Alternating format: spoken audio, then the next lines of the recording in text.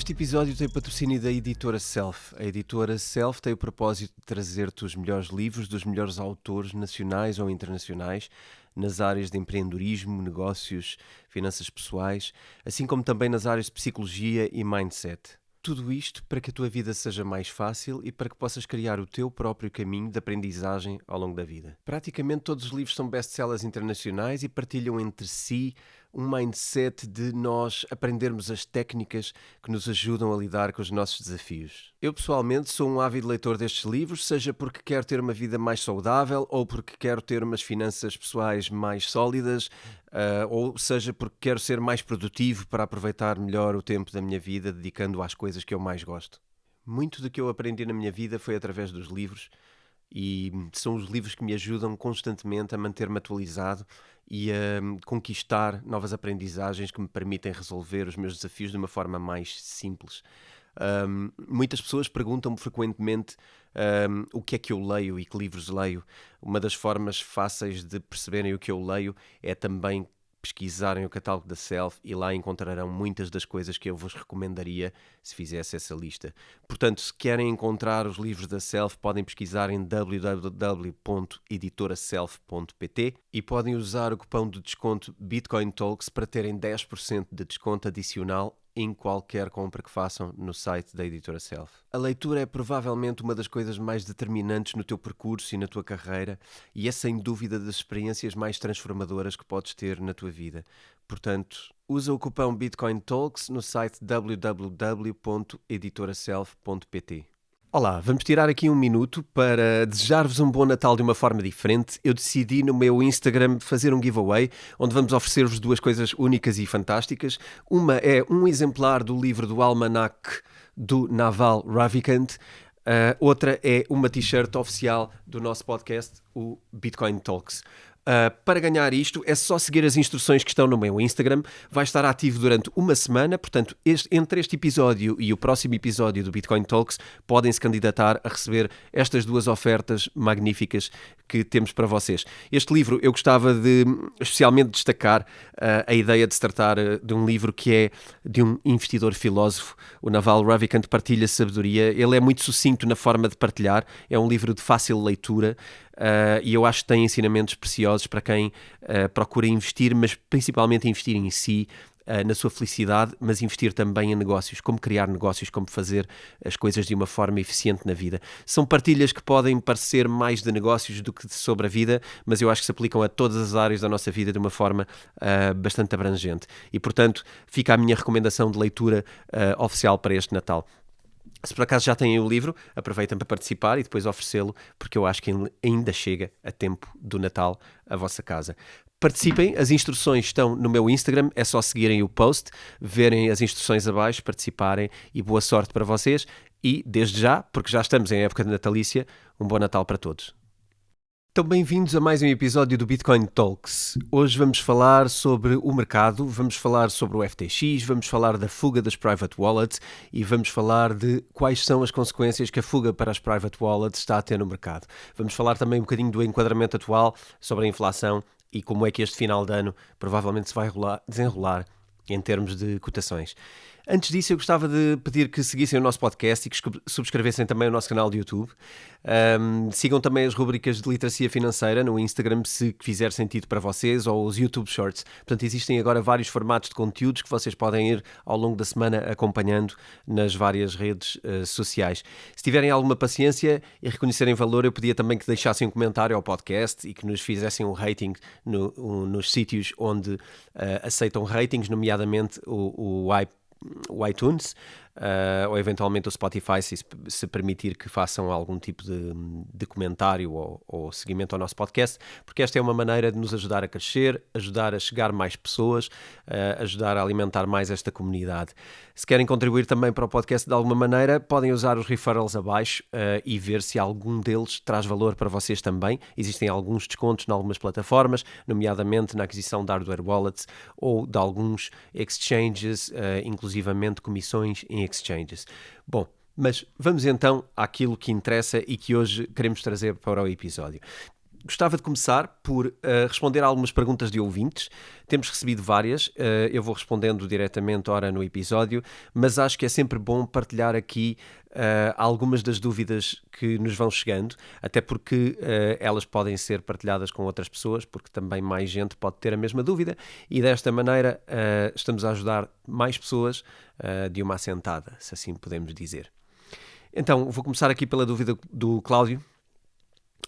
Bom dia, eu estive a ouvir o vosso episódio como proteger as criptomoedas, portanto o nosso último episódio sobre cripto, e no entanto reparei que não mencionaste a MetaMask. Qual é a opinião sobre a MetaMask? É boa para armazenar moedas ou apenas para as dApps?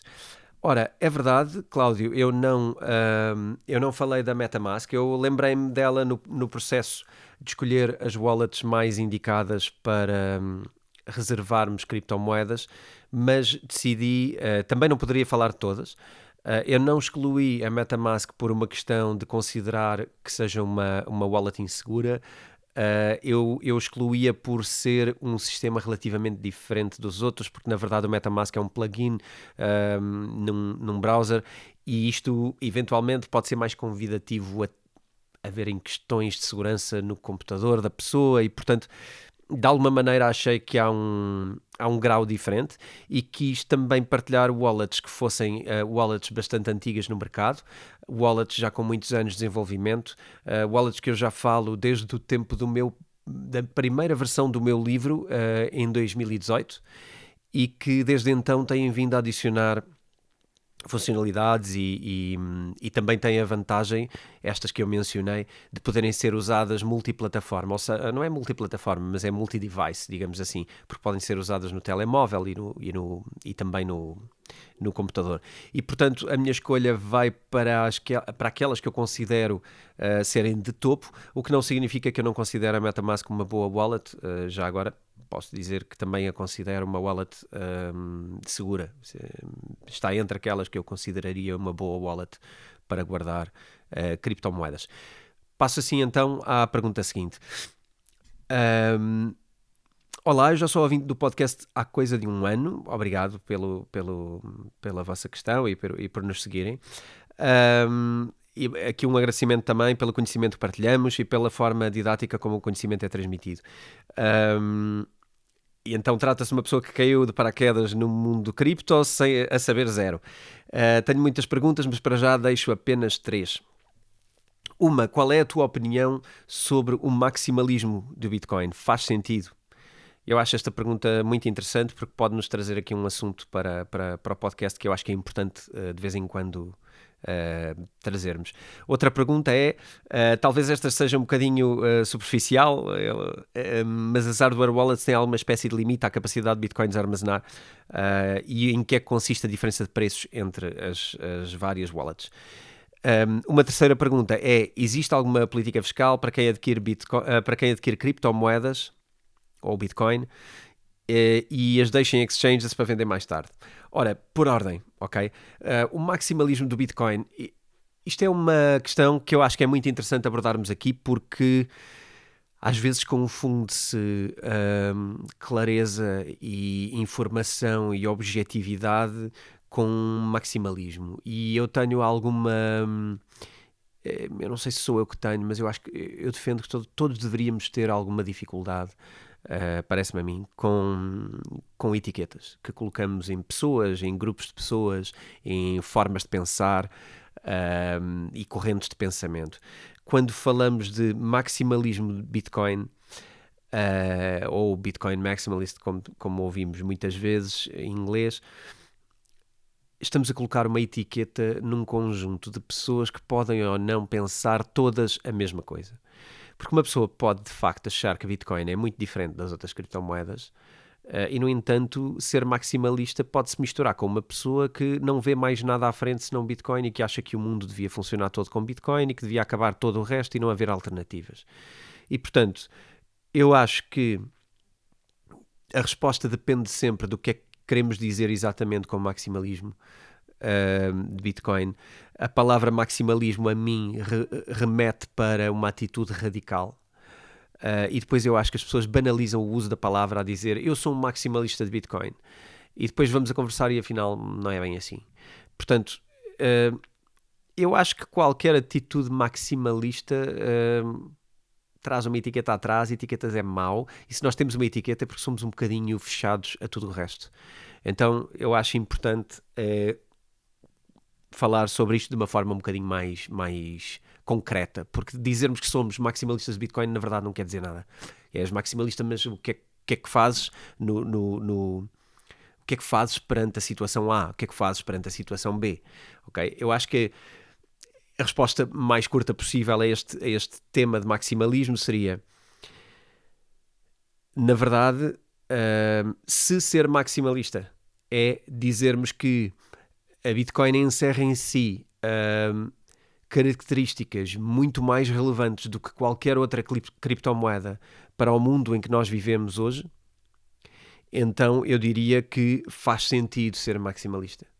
Porque de facto a Bitcoin traz características ao dinheiro e ao token e à sua blockchain e à inovação que são coisas necessárias para o mundo de hoje e que mais nenhuma criptomoeda consegue cumprir com a eficácia e com a credibilidade que a Bitcoin consegue fazer.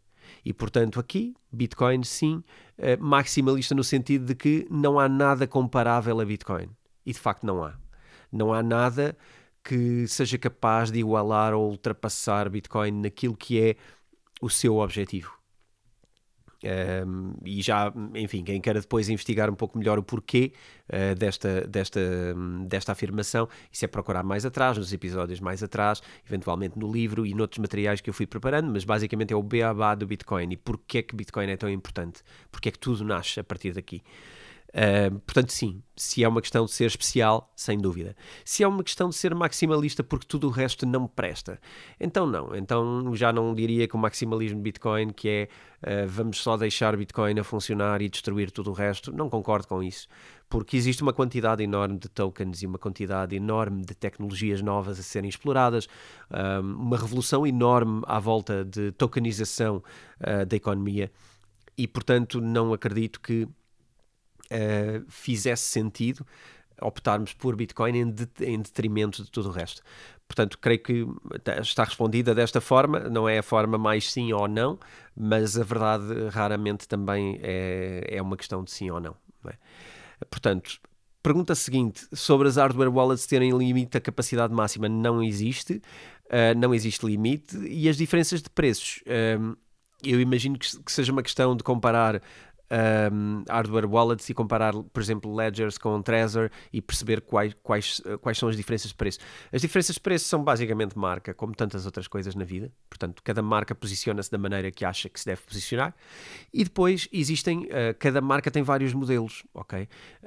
Tanto a Ledger como a Trezor têm vários modelos. Têm modelos mais baratos e mais simples e têm modelos um bocadinho mais cómodos, diria eu, talvez mais capazes e que permitem uma experiência mais confortável, ok? É daí que vem a diferença de preço. A diferença de preço não põe em causa a segurança e a diferença de preço não põe em causa o limite da quantidade de criptomoedas. Pode pôr em causa, eventualmente, o limite à quantidade de criptomoedas aceites, tipos de criptomoedas aceites. Mas nem creio que essa seja a grande limitação, porque hoje mesmo a versão base já tem uma quantidade muito interessante de criptomoedas que consegue armazenar. Vamos então aqui à última pergunta deste ouvinte, sobre a política fiscal. Existe de facto uma política fiscal para quem preserva criptomoedas por mais de um ano. Este assunto já foi falado algumas vezes na nossa comunidade de Discord, já partilhámos algumas vezes esta informação, também creio que já partilhei aqui no podcast noutros momentos. A tributação que está hoje, que não é que está hoje, a tributação que é proposta agora para as criptomoedas é de uma tributação semelhante aos outros ativos financeiros, nomeadamente as ações. E aqui as ações são tributadas perante as mais-valias quando compradas e vendidas no mesmo ano. Para períodos superiores a um ano não há esta tributação. E, portanto, sim, se as pessoas quiserem manter as criptomoedas por um período longo, não terão que pagar mais-valias sobre essas criptomoedas compradas em exchanges, como aqui está. E vou aqui para uma última questão, ok? Eu não quero ocupar muito mais tempo do episódio com questões, mas vou ainda responder esta questão. Boa tarde, eu vou excluir o nome, que eu prometo sempre que não divulgo os nomes.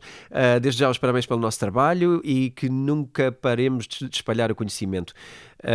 Já nos ouve há 2 anos e adora o nosso trabalho. Seguem todas as redes sociais e, enfim, espero um dia poder encontrar-me e podermos aqui um autógrafo. Fica ao convite para que no próximo evento onde eu esteja, presencial, ou eventualmente na próxima Feira do Livro, se eu fizer lá um evento, que apareças e que serás bem-vindo para podermos ter aqui uma conversa e podermos então partilhar, dar aqui um aperto de mão. A dúvida era sobre a WorldCoin, ok? Porque recentemente foi a um shopping no Porto e tinha lá uma mini loja com o nome WorldCoin e que teve curiosidade e foi pesquisar algumas coisas sobre isto e gostava de saber a nossa opinião no podcast sobre a WorldCoin. Não entrando em grandes detalhes sobre a WorldCoin, mas picando aquilo que me parece ser o ponto fundamental, uma plataforma ou uma criptomoeda que nos promete tokens em troca de nós partilharmos algo da nossa privacidade, parece-me sempre uma má escolha, porque estamos a receber um token em troca de uma coisa que tem um valor inestimável e que de hoje para amanhã esse valor, precisamente por ser inestimável, pode ser algo que gostaríamos de não ter feito. E depois de o fazer, é irreversível. E aqui tratava-se de a leitura ocular da nossa íris, portanto, a nossa leitura ocular e em troca de o fazerem, oferecerem algumas criptomoedas do WorldCoin. Enfim, eu não quero julgar atitudes, cada um faz o que achar que deve fazer e se alguém achar por bem partilhar, partilha. Nós hoje partilhamos também muitas coisas, às vezes em troca de coisas ainda menos significativas. Eu não o faria. Não me parece uma boa troca, não me parece uma troca justa, porque estamos a trocar algo cujo valor me parece bastante elevado nos tempos que estão para vir. Na verdade, é uma forma de identificação pessoal e que não estou a dizer que apoie em causa, mas que, enfim, não é algo que eu partilhasse com uma criptomoeda emergente. E pronto, creio que fica assim a opinião dada, não indo mais longe nisso. Gostava de então, indo aos pontos do nosso podcast, fazer aqui um ponto de situação sobre o FTX. Ora, o FTX tem sido provavelmente o tema mais badalado deste final de ano. O Sam Bankman-Fried está agora em fuga nas Bahamas, isto é algo que se vai falando, apesar de tudo ele deu uma conferência, eu não vou falar hoje sobre a conferência, mas ela há de ser mencionada aqui. Eu gostava só de falar sobre aqui duas questões relativamente ao FTX. Em primeiro lugar, o que é que isto nos mostra e o que é que nós devemos ter cuidado e o que é que devemos estar a fazer, e em segundo, porque isto é um bocadinho a leitura de toda a comunidade cripto, aquilo que está a fazer a nível de toda a comunidade, quais são os objetivos e o que é que se quer fazer com este acontecimento, que lição é que queremos tirar daqui, ok? E a outra parte é que consequências é que está a ter como efeito de contágio, se assim pudermos dizer. Em termos daquilo que o Sam e o FTX tiveram no mercado, eu acho que aquilo que nós precisamos de fazer e aprender é como percebermos como afastar estes bad actors, estes personagens do mercado e deste negócio. Porque, na verdade, aquilo que eles trazem é insegurança, aquilo que eles trazem é atitude de bolha, aquilo que eles trazem normalmente é promessas que depois ficam por cumprir e que depois acabam por se esvair, não é? Uma fumaça que fica em nada.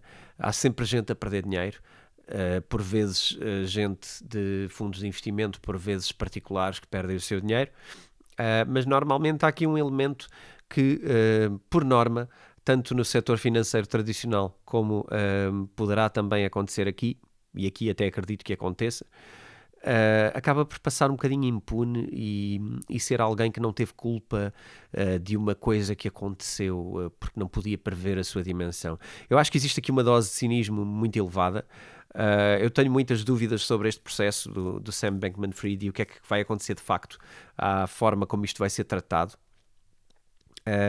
Mas antes disso, eu até gostava de falar um bocadinho aqui sobre como é que queremos enfrentar isto, porque nomeadamente alguma imprensa poderá vir sempre com a conversa de que estão a ver, as criptomoedas geram este tipo de coisas. Isto tem tudo a ver com outra coisa e não com criptomoedas. Já falámos aqui antes, eu acho que o que é importante é nós trabalharmos para mais transparência no mercado, para eventualmente mais DeFi, eventualmente mais controlo por descentralização e menos controlo por pessoas individuais. Okay? Existem N resquícios que vêm agora sobre este passado do FTX, nomeadamente a quantidade de empregados que ele tinha no FTX e no desenvolvimento, que eram apenas 12 pessoas, ao contrário do que se possa pensar, tinha 12 engineers de programação, o que é manifestamente pouco, e o que faz pensar hoje que, se calhar, o grande objetivo não era criar uma grande máquina e um grande desenvolvimento, se calhar o grande objetivo era esconder o calote que ele estava a dar a todos os seus clientes, e sendo assim, quanto menos pessoas estivessem envolvidas neste esquema, quanto menos pessoas estivessem envolvidas, menos pessoas poderiam divulgar o que se passava. Mas enfim, tudo isto há de vir mais ao de cima. Eu não quero explorar este tema profundamente em mais nenhum episódio. Eu quero vir trazer ao longo do tempo, aquilo que se for passando relativamente ao mercado e à informação que vem do mercado. Gostava de reforçar esta ideia de que devemos descentralizar e devemos criar maior transparência, porque isto não acontece só aqui, não é? Já sabemos. Sempre que há centralização, há muito dinheiro a circular com o critério apenas das poucas pessoas que o controlam e que têm o direito de decidir sobre ele. E eu acho que isto é complicado. Eu acho que estamos a atravessar momentos em que já começa a ser difícil podermos dizer às pessoas que o dinheiro circula e que elas não precisam de saber de que forma. Então eu acho que devemos trazer a nós um bocadinho mais de responsabilidade sobre aquilo que é o nosso dinheiro, enfim, e sobre aquilo que é a informação sobre o nosso dinheiro. Porque na verdade eu tinha aqui uma nota até para trazer outros momentos em que vários SAMs no passado se comportaram de formas parecidas, e se recuarmos aqui às crises de 2008 e a tantas outras coisas que se vão fazendo mesmo na banca tradicional ou mesmo nos exchanges tradicionais, eu acho que podemos encontrar muitas histórias parecidas com a do Sam. E na verdade isto não é uma história de criptomoedas, isto é uma história de uma pessoa que teve aqui um sonho que envolveu prejudicar algumas pessoas. E isso é sempre doloroso e é sempre de evitar. Então, uma dúvida que eu tenho e que eu gostava de trazer aqui para estarmos atentos é: de que forma é que vai ser tratado este caso do Sam Bankman-Fried? Eu vou acompanhar especialmente de perto este caso, do princípio ao fim, para perceber como é que não só a narrativa da imprensa, mas também as várias instâncias que podem fazer audições e que vão pedir audições ao Sam, como é que vão gerir tudo isto e como é que ele sai no fim desta imagem, tendo feito o que fez. Eu gostava de garantir que consigo vir aqui entregar ao longo do tempo todos os passos desta narrativa, porque eu tenho alguma sensação, e também já tive algumas conversas com isso, inclusive sobre isso, e que provavelmente vamos voltar a tê-las aqui para a semana com o Rui Queiroz do Discord, do Community Manager do nosso Discord, no episódio de princípios. Provavelmente vamos falar destas coisas, porque isto tem muito a ver com comunidade, tem muito a ver com sociedade, e são esses os temas que vamos abordar no próximo episódio. Eu tenho alguma sensação, e esta ideia até surgiu numa conversa com o Rui, creio que até foi ele que trouxe isto, que é a ideia de parecer estarem a tratar o Sam com alguma ingenuidade, como se fosse algo que aconteceu e do qual ele não tem culpa. Que era uma máquina demasiado grande e ele viu-se numa coisa muito complexa.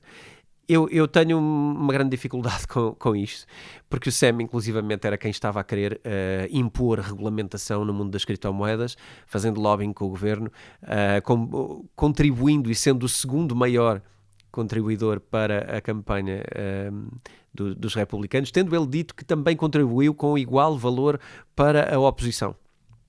Portanto, Alguém que faz lobbying com os governos e que procura inclusivamente denegrir alguns parceiros de negócio, ou pelo menos algumas pessoas que foram parceiros de negócio, parece-me alguém que está muito no controle, ou pelo menos se acha muito no controle daquilo que está a fazer. E as propostas de legislação são muito claras e são muito profundas no que diz respeito ao que é que deve ou não ser autorizado. Então parece-me que há aqui um cordeiro, um lobo com pele de cordeiro agora conveniente para as audições que vai ter que fazer com as várias instâncias onde vai ser chamado. Vamos ver como é que se sai disto e vamos ver até que ponto o Sam tem conexões que lhe permitem sair disto com uma leve reprimenda. Vamos ver o que é que lhe acontece. A verdade é, mesmo que o Sam saia disto sem quaisquer consequências, há várias coisas que não saem disto sem consequências. E uma delas é o mercado cripto, que tem estado em queda. Outra é, por exemplo, o BlockFi, que já vinha com graves problemas de trás. A falência já era mais ou menos sabida e o BlockFi foi mais uma das falências desta altura.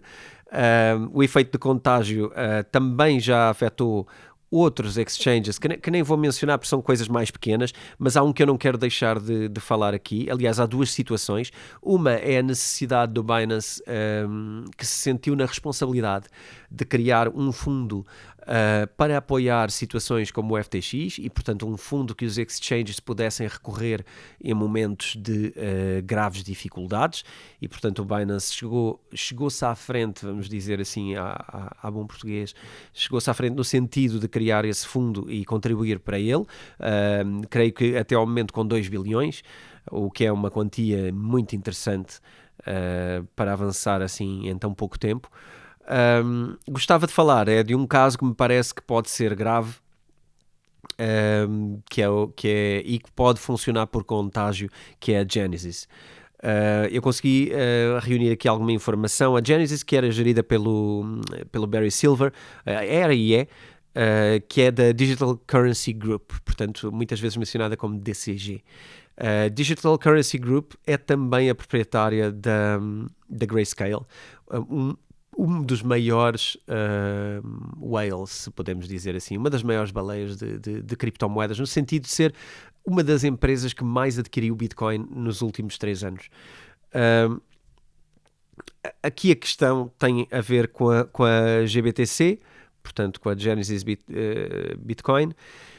Ela é neste momento a maior instituição de empréstimo de criptomoedas. Okay? Isto é um peso pesado do mercado e trabalha muito com instituições. A Grayscale o que fazia era comprar Bitcoin e depois vender em formato que as instituições pudessem comprar, porque nos Estados Unidos as empresas e os trusts e os funds não podem comprar ativos reais, não podem comprar Bitcoin diretamente, têm que comprar uma representação de Bitcoin.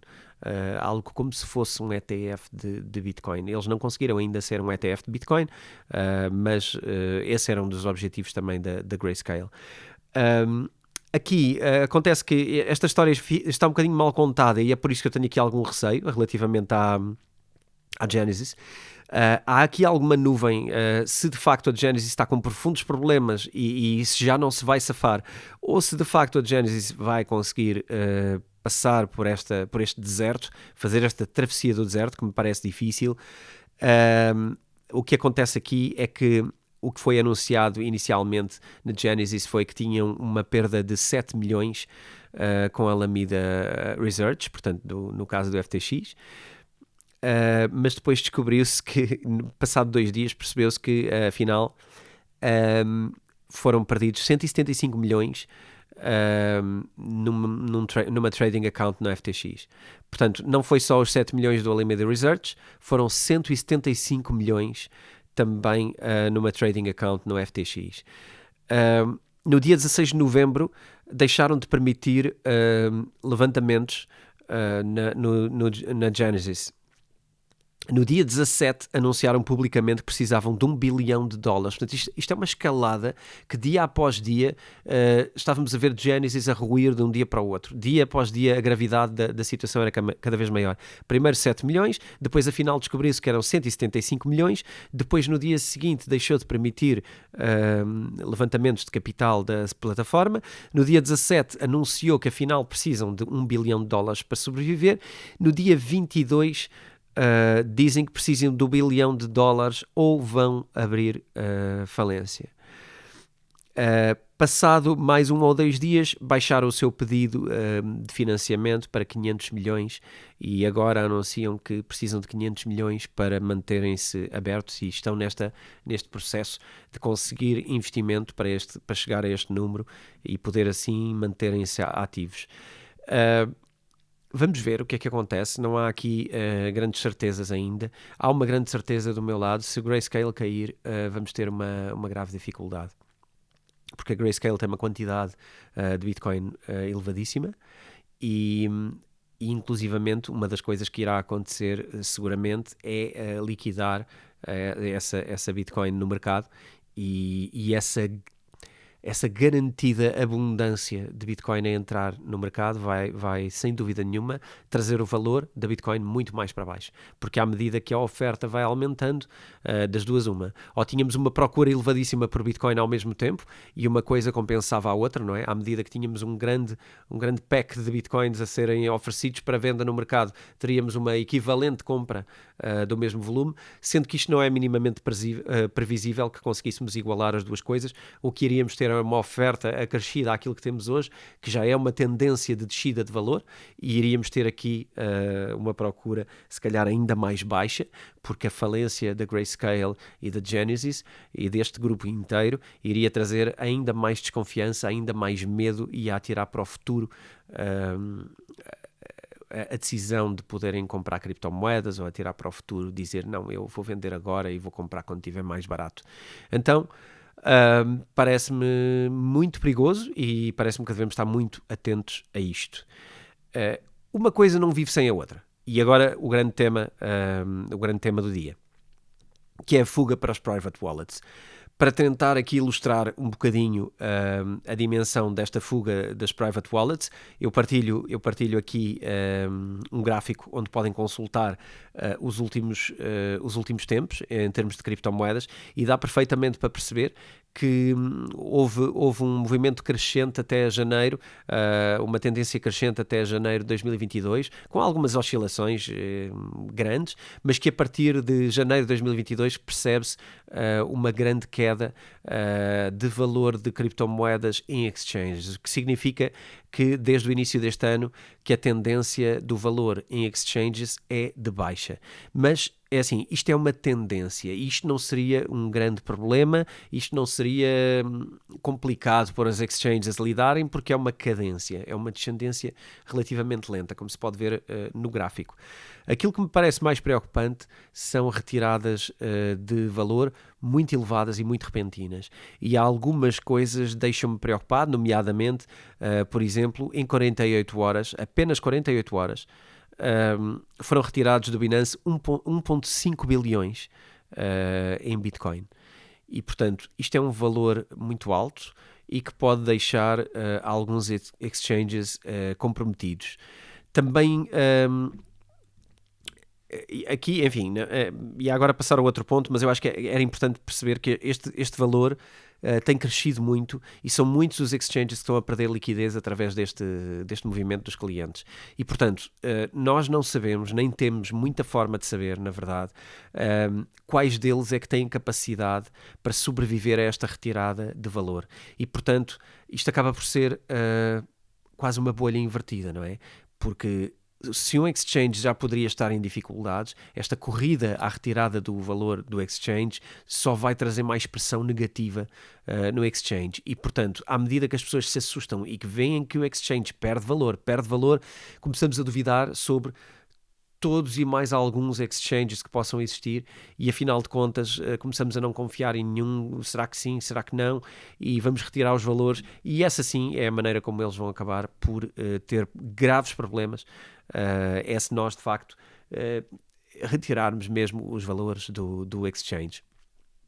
Gostava também de falar aqui de uma situação que é mais uma história do que propriamente uma preocupação, porque já está resolvido, mas o próprio Binance teve uma movimentação enorme de criptomoedas, de 2 bilhões, e que durante algum tempo o mercado ficou em pânico sobre o que é que estava a acontecer também no Binance, porque houve um movimento para uma wallet desconhecida, e o valor tinha saído de uma wallet do exchange. Aqui, depois, mais tarde, o CZ veio dizer que, na verdade, isto era uma questão de fazer prova de propriedade para a auditoria que o Binance estava a fazer, para fazer Proof of Reserves, que é uma coisa que hoje o Binance está a fazer de uma forma muito séria, segundo consta. E para fazer essa prova de que eles eram donos daquele valor e de que eles tinham posse sobre aquela wallet, o auditor pediu-lhes que eles transferissem aquele valor para uma outra wallet, mostrando assim que são eles que têm as private keys, são eles que estão a gerir aquele dinheiro, e que aquilo não é uma conta de um cliente, ou que aquilo não é uma conta de uma terceira parte, e que eles estão a declarar como sua para fingir que têm um valor que não têm. Então foi feita essa transferência, e o CZ quis assim trazer alguma calma ao mercado. O CZ, portanto o líder do Binance, alguma calma ao mercado ao dizer que não se preocupem, isto faz parte da nossa prova de reservas. Estamos a querer provar que temos reservas e apresentar auditorias fidedignas. Ok? Enfim, é assim que vai o mercado. Eu gostava de partilhar aqui mais um dado, mais um elemento que temos falado e que é badalado no dia-a-dia com bastante frequência, que é o tema da inflação. Nós trouxemos o tema da inflação muito antes dele começar a ser tema sequer na grande comunicação, nos telejornais e nas televisões e jornais por aí fora. Eu gostava de relembrar que as primeiras vezes que falei aqui de inflação, e quem estiver a ouvir ou for a ouvir episódios anteriores e muito anteriores, se calhar mais de um ano atrás, vai-me ouvir a falar de inflação de 2 dígitos, o que na altura era impensável. Nós estávamos ainda a tentar convencer toda a gente de que estávamos e estaríamos com inflações até 2%. Ora bem, a verdade é que hoje na Europa estamos com uma inflação de cerca de 10%. Esta é declarada, portanto, já sabem, quem viu o episódio sobre a inflação e quem não viu, vá ver agora, é totalmente oportuno e não está minimamente ultrapassado. O episódio da temporada anterior, procurem por favor o número do episódio, onde eu falo da inflação. São vários episódios, mas alguns eu abordo esse tema mais diretamente. Nesses temas eu também explico que a inflação que nós vemos, o númerozinho que nos apresentam, não é bem uma inflação real. A inflação real é muitas vezes quase 8 a 10 dígitos acima disso. Portanto, se na verdade estamos a assumir uma inflação de 10% agora, eu estaria confortável para dizer que se calhar estamos mais para os 18 do que para os 10 na realidade, porque isto tem muito a ver com a forma como ela é medida, e a forma como é medida não pretende que ela seja especialmente empolada ou elevada. E, portanto, essa fórmula, que é o CPI, tem vindo a mudar. O CPI, ou em português, o Índice de Preços do Consumidor, tem vindo a mudar ao longo dos anos e, portanto, é modular e é, de alguma maneira, para termos um número mais conveniente, digamos assim. No entanto, é importante percebermos uma coisa, porque eu acho que isto vai ser determinante para a frente. A inflação na Europa já ultrapassou a inflação nos Estados Unidos. Nos Estados Unidos, a inflação declarada é cerca de 8% e a nossa é cerca de 10%. A nossa com tendência para subir, a americana não temos a certeza, mas eu diria que esta última atualização às taxas de juros no final do ano vai mostrar qual é a sensação verdadeira que existe no governo americano ou no Tesouro sobre a inflação, se ela está a subir ou não. Eu gostava de trazer aqui 3 temas, não são 3 temas, são 3 variáveis que vamos cruzar de certeza em algum momento no podcast sobre os princípios do Ray Dalio, nos próximos episódios. Portanto, sabem que agora fazemos um episódio mais cripto e um episódio mais virado para a geopolítica e para o livro, a análise do livro Princípios, que estamos a ler semana a semana convosco e a acompanhar convosco, fazendo comentários. Então temos, semana sim, semana não, episódio do Princípios. E eu acho que este tema vai fazer uma ponta engraçada com aquilo que iremos falar mais à frente nos outros episódios, que é alguns indicadores que influenciam a inflação. Para também não acharmos que a inflação é tão situacional e é só uma ocasião específica e nós colocamos aqui uma taxa de juros e isto já vai tudo ao lugar. Então eu gostava de dizer três coisas sobre a inflação. Em primeiro lugar, a produtividade, que é uma das influências sobre a inflação, porque a produtividade, à partida, é um influenciador, é uma variável que tende, à medida que aumenta a produtividade, tende a baixar a inflação. E isto acontece porque quanto mais produtivos formos, quanto mais tecnológicos formos, quanto mais capacidade tivermos de produzir coisas a baixo custo, portanto, quanto mais produtivos formos, melhor proveito tiramos de mão de obra e de capital. Não é? A produtividade é uma função de mão de obra e capital. Quanto mais otimizado está o uso da nossa mão de obra, menos mão de obra usamos para cada unidade de produção. E quanto mais otimizado está o capital, a mesma coisa. E, portanto, à medida que aumenta a nossa produtividade, ela tende a baixar a inflação, porque conseguimos produzir mais quantidade de bens com menos esforço. Okay? E, portanto, a partir deste indicador é algo que ao longo do tempo deveria trazer a inflação para baixo. Portanto, a produtividade é um indicador deflacionário. Isto é importante manter presente. Outra coisa que baixa a inflação é as supply chains, portanto, a logística mundial. Uma logística global permite que possamos ter bens produzidos noutros lugares e que eventualmente possam ser produzidos com melhor otimização do que os produzidos no nosso lugar. E, portanto, dá-nos acesso a uma competição de preço. Competição de preço por sítios que consigam eventualmente ser mais produtivos. E, portanto, é também um indicador de preços mais baixos. À medida que temos uma escala global, de um comércio global, tendemos a ter bens mais baratos. E depois temos aqui uma coisa inversa, um indicador que funciona ao contrário, que é o envelhecimento da população. E eu achei muito giro. E isto acontece porquê? Porque, à partida, o envelhecimento traz menor consumo e menor poupança, desculpem. Uma capacidade menor de poupar e um menor interesse na poupança. E, portanto, isso é um indicador que tende a subir a inflação. Ora, o que é que acontece aqui? E isto acontece também porque tende a aumentar os impostos reais e, portanto, ao aumentar os impostos reais, isto causa pressão inflacionária. O que é que eu acho importante sobre estes três indicadores? A parte mais importante é esta. Nós temos dois indicadores que funcionam como deflacionários e temos um indicador no Ocidente, que é o envelhecimento da população, que funciona como inflacionário. Mas estes dois indicadores que funcionam como deflacionários, eventualmente, e eu gostava aqui de convidar ao pensamento sobre esta matéria, eventualmente são dois indicadores que foram muito mal trabalhados e que tiveram graves interrupções e graves problemas nos últimos 2 anos. Durante a chamada pandemia, que tivemos uma quebra na produtividade enorme, pessoas a não trabalhar, máquinas a parar, empresas a não produzir, empresas a fechar, tivemos, portanto, uma grande quebra de produtividade e tivemos também, vejam lá, uma grande quebra nas supply chains, na logística mundial. Parou tudo, não é?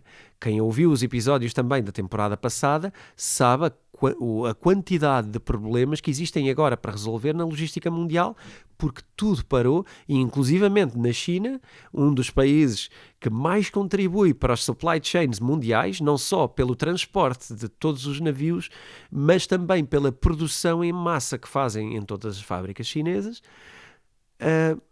A quebra na China, que ainda agora está com graves problemas, e falaremos disso no próximo episódio provavelmente, sobre com lockdowns intensivos e agora até com dificuldades sociais e manifestações. Mas a quebra das supply chains teve a ver com estes 2 anos de pandemia para trás, porque tudo parou. Tudo parou, os portos pararam, não havia contentores para transportar coisas, não havia atrelados para levar contentores, portanto isto faliu pelas coisas mais incríveis que possam imaginar.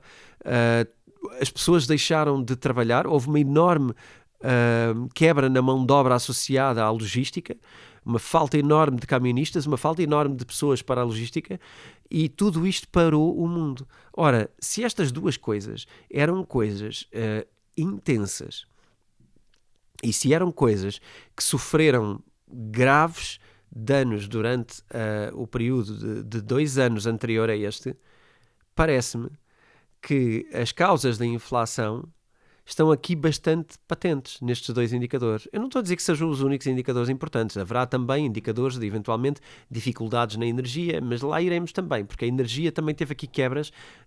Esta dificuldade que estamos a ter agora na origem da energia, isto não tem só a ver com a história da Rússia, nem com a guerra da Rússia, nem com a dificuldade da Rússia em trazer energia para a Europa. Existem aqui outros indicadores que falaremos mais à frente. Não hoje, deixaremos para outros dias. Mas a energia também vem de algum lugar. Mas aqui parece-me importante percebermos que a produtividade e as supply chains, se estivessem a funcionar devidamente durante os 2 últimos anos, talvez não tivéssemos chegado a uma inflação desmedida que temos hoje. Okay? Fica aqui o pensamento, porque parece-me que isto não é muito mencionado, e parece-me que, na verdade, às vezes fala-se pouco de factos e muito de boatos. Então eu gostava de trazer esta informação. Agora, vamos à parte que nos deixa aqui um bocadinho mais tristes, nós que gostamos de vibrar com as criptomoedas e queremos ver materializado aquilo que é a nossa crença de que as criptomoedas têm muito para acrescentar ao mundo e que por isso têm um valor grande para a sociedade. Parece-me a mim que o mercado vai se manter em baixa durante algum período e pede-se aqui alguma paciência, ok? Eu fiz de facto um episódio chamado Paciência há algum tempo, ele mantém-se. Eu acho que precisamos ainda de manter esta paciência por mais tempo. Isto não é só por causa dos eventos do FTX, é por causa de algo muito mais geral. Temos aqui a dificuldade de que por um período prolongado de tempo, eu tenho ouvido alguns investidores de venture capital, uma área que eu vou tentando até acompanhar, e percebo que o entusiasmo e a dificuldade e a aposta que estão a fazer em cripto regressa agora com um bocadinho de pé atrás. Há aqui uma dificuldade e há aqui alguma perda significativa de dinheiro pela parte do venture capital, que apostou em pessoas como o Sam Bankman-Fried e que agora vai ter alguma dificuldade em colocar se calhar a mesma quantidade de valores noutros projetos que queiram aparecer. E portanto isto parece-me que vai esvaziar aqui um pouco a capacidade de investimento dentro do ambiente cripto, ok? Parece-me que isto é garantido.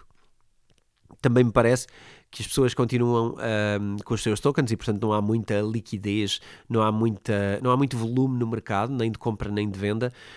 Acho que estamos todos a tentar perceber um bocadinho para onde é que o mercado vai. Isto não acontece só nas criptomoedas. Mais uma vez, isto vem exatamente a par com os mercados tecnológicos, as ações mais tecnológicas, também com um comportamento parecido, onde há alguma dificuldade e que se consegue perceber que vêm aqui tempos um bocadinho difíceis. Eu diria que isto se vai prolongar. Acho que este receio do investimento vai se prolongar. Acho que poderão acontecer mais uma ou outra má notícia e isto poderá também prolongar a espera por dias mais solarengos. Acho que este medo do futuro, medo da geopolítica, medo de uma guerra mais com alcance maior, seja esta guerra, sejam outras. Eu já várias vezes falei que, em vários episódios, já várias vezes disse que muitas vezes uma guerra não tem que ser essa, a primeira guerra que surge não tem que ser a guerra que traz o grave problema. Isto pode ter sido só esta guerra Rússia que está a acontecer agora na Europa, com a Ucrânia, pode não ser a verdadeira guerra, pode ser aquilo que convida a uma instabilidade que já se vai sentindo noutras zonas geográficas e que se pode intensificar, nomeadamente em Taiwan, nomeadamente Iraque, Irão. O Irão está extremamente instável também com causas sociais, e estas coisas funcionam muito por contágios e por oportunidade. E, portanto, eu gostaria de convidar também a estarmos atentos a estes desenvolvimentos. Não às notícias que vão aparecendo, talvez seja um pouco tempo mais desperdiçado, mas perceber as motivações destes países e em que estados e em que estádios dos seus impérios é que eles se encontram. Em que momento é que se encontram estes países, e já estavam ou não numa fase de ruptura, e é ou não inevitável que ela aconteça, que poder é que estas pessoas ainda têm com as suas populações, e que quesílias é que existem entre países. E parece-me a mim que devemos ter aqui alguma cautela sobre o que possa vir a acontecer nos próximos tempos. E, portanto, atenção não só a este desenvolvimento desta guerra, mas também ao desenvolvimento de outras guerras. Porque isto, de facto, vai influenciar a nossa expectativa sobre investimentos, e devemos ter muito cuidado para não irmos demasiado ao encontro daquilo que é o previsível, porque lá está, a história não se repete, mas rima, não é? Ou seja, estes ciclos de mercado, eles não são sempre iguais, e portanto não devemos esperar que agora vamos colar uma curva antiga por cima da curva que está a acontecer agora e vamos replicar isto porque vai acontecer a mesma coisa daqui a um mês ou dois, porque o mais certo é que não aconteça. Portanto, atenção, virá uma recuperação, não há dúvida, quando vamos lendo e vamos medindo e vamos ajustando a máquina, ok? Parece-me a mim que estes próximos meses, este próximo quadrimestre será difícil. No muito curto prazo, e já que estamos a falar de mercado, no muito curto prazo eu acredito que possa acontecer uma de duas coisas. Isto é difícil prever qual. Na verdade também não é a nossa prática prever, não é? Mas é difícil apostar em alguma, e portanto eu acho que é importante ter mais informação. Mas pode acontecer uma subida típica de fim de ano e de Natal, onde as pessoas estão mais interessadas e mais predispostas para fazer investimentos. É comum haver uma subida de final de ano nos investimentos. Também isto vem por tradição quase no subconsciente quase, porque coincidia com a altura em que eram apresentados resultados nas empresas, e portanto era normal que houvesse uma subida no final de ano. Hoje faz menos sentido, porque os resultados são apresentados mais vezes durante o ano, mas enfim, mesmo assim existe, eu acho que este subconsciente que convida a investir no final do ano. Isto pode acontecer. No entanto, há aqui uma coisa que me parece que temos de ser pragmáticos. É provável que os juros voltem a subir agora no final do ano, e é possível que subam mais do que aquilo que era previsto. E se isto acontecer, garantidamente temos mais uma quebra no final do ano. Portanto, enfim, não quero aqui dar dicas para nenhum tipo de investimento. Comprem agora ou vendam agora, porque de facto, no muito curto prazo, isto está totalmente em aberto e pode ir totalmente para um lado ou para o outro. No médio prazo, eu apostaria mais que as coisas vão cair no médio prazo. E aqui falaria no próximo quadrimestre. Eu tenderia a achar, dado aquilo que está a acontecer e dado aquilo que me parece que é provável nos próximos tempos, é que o mercado ainda caia um pouco mais, não só as criptomoedas, como também o Nasdaq, na parte das ações, especialmente das tecnológicas, e acredito que haja aqui uma margem para cair, se calhar para cair 2 dígitos. Portanto, vamos ver o que é que acontece. Eu acredito que ainda possa haver aqui mais travessia, mais deserto. No caso das criptomoedas, normalmente sendo mais volátil, até acredito que possa ser algo maior que isso. Agora, quais é que seriam as causas disto? Eu gostava de identificar 3 causas que me parecem principais. Em primeiro, continua a haver muita alavancagem. Há muita alavancagem no mercado cripto. Continua a haver muito shorting e isto pode tender para baixo o mercado. Vai pesar garantidamente para baixo o mercado. Há investidores institucionais, e aqui fazendo já a colagem com a segunda, porque o primeiro tem mais a ver com a alavancagem, o segundo tem mais a ver com os shorts de investidores, e estes shorts vão sempre tender a puxar para baixo. Ou havendo uma surpresa no mercado de curto prazo, uma liquidação desses investidores que apostam no short em Bitcoin. E isso poderia ser interessante. Temos aqui uma causa que tem a ver com esta preocupação energética e eventualmente haver aqui alguma ação mais dura ou mais totalitária relativamente à mineração. E aqui num grande short que possa existir, um grande shortage, portanto uma grande dificuldade de obter energia suficiente para aquilo que é necessário consumir neste inverno, poderia haver aqui alguma legislação ou algum ban, alguma proibição provisória ou definitiva à mineração. E isto teria algumas consequências também no curto e médio prazo. Portanto, parece-me que este inverno que entramos agora mantém-se, mantemos-nos aqui numa Ice Age, numa idade do gelo, como eu descrevi, mas enfim, isto há que sobreviver, não é? Parece-me a mim que tudo que sobe desce, tudo que desce há de subir e, portanto, é importante mantermos o nosso olhar no longo prazo, porque de facto no curto prazo corremos muito e andamos muito a fazer muita coisa, a achar que estamos a investir, mas se calhar no curto prazo é importante estarmos mais a contemplar, mais em introspeção, para tentarmos perceber o que é que interpretamos do mercado.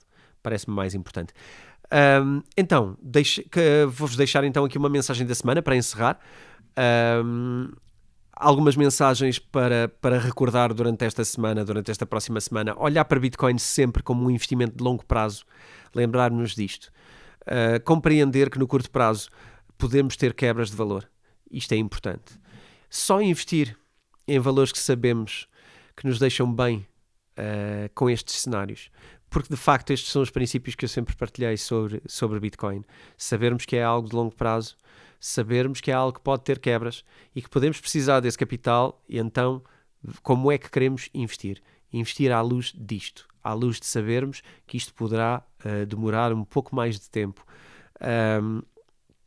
Recordar aqui os momentos que vivemos a nível internacional, perceber que estamos em momentos de grande instabilidade política mundial, e respeitar sempre a situação económica em todas as decisões do dia-a-dia. E aqui é um apelo nomeadamente ao consumo. Nós agora até estamos numa época que convida bastante ao consumo. Eu também não acho que de repente nos devemos privar de tudo, mas acho que é bom fazer algo em consciência. É bom cada vez que vamos agora pensar em consumir, em consumir no sentido de comprar coisas, ter alguma regra que nos obrigue a ter aqui uma vozinha que nos obrigue sempre a pensar segunda vez antes de gastar alguma coisa. De resto, mais uma vez, vinha-vos pedir que sigam o podcast, sigam no YouTube também, para crescer esta nossa comunidade. De facto, no YouTube nós somos muito mais pequenos do que no podcast. Nós, já agora, aproveito para partilhar, esta semana estivemos incluídos na lista dos 20 podcasts mais ouvidos no ano de 2022, na área de negócios, e estamos de volta no top 10 dos podcasts mais ouvidos na área de negócios, o que é para nós um prazer, mas temos tanta mais gente para chegar e para contribuir e para ajudar a orientar as suas finanças, que eu gostava que vocês fossem também aqui embaixadores desta equipa. Então convido-vos a seguirem-nos no YouTube, a partilharem os nossos episódios com pessoas que considerem que estão interessadas e que podem ver valor naquilo que nós fazemos. Façam os devidos likes e subscrevam, porque isto vai sempre ajudar também a algoritmos, a fazerem-nos chegar a mais pessoas. Fica o apelo, se vocês nos seguem é porque acreditam na mensagem, portanto eu também cada vez confio mais que vocês são nossos embaixadores, na verdade. Vocês que nos escrevem todos os dias no Instagram, também pedir a vossa paciência que eu vou respondendo. Eu raramente deixo alguma coisa sem responder. Se por acaso aconteceu, por favor digam, porque eu recupero e vou respondendo na velocidade que é possível. Agradeço-vos a todos, são todos muito, muito generosos connosco e é por isso que eu estou aqui todas as semanas para dar o meu melhor e trazer a melhor informação e a melhor atitude face aos investimentos que eu consigo trazer. Portanto, com isto, fica o convite, apareçam, deixo aqui uma mensagenzinha até para a semana, bom fim de semana para vocês e façam boas decisões e passem o tempo com aqueles que mais amam. Até para a semana.